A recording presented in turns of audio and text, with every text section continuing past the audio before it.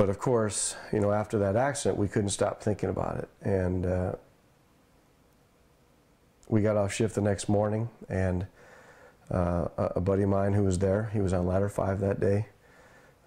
We went out and had breakfast together, and I couldn't stop thinking about Aubrey. And I was very concerned about her.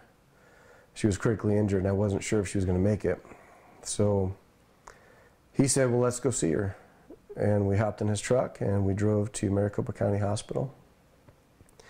And we asked if we could see Aubrey. And they let us into the hospital, and they introduced us to the family, and they allowed us in to see her. And it was a really great relief for me to see that she was alive. You know, she was still very much in critical condition, but you know, I knew she had a chance. She was in good hands at that hospital, and they were doing everything they could for her.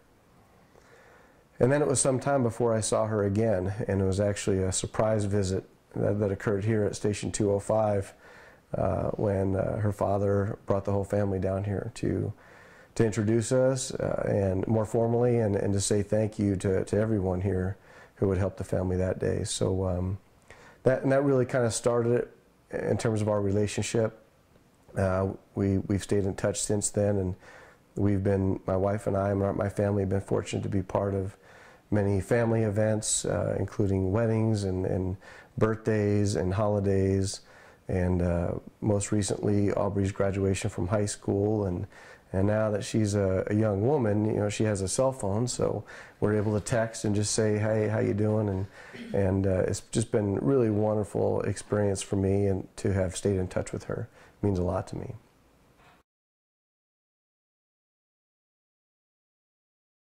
Well, the way that we staffed fire trucks back then was much different than how we do it today.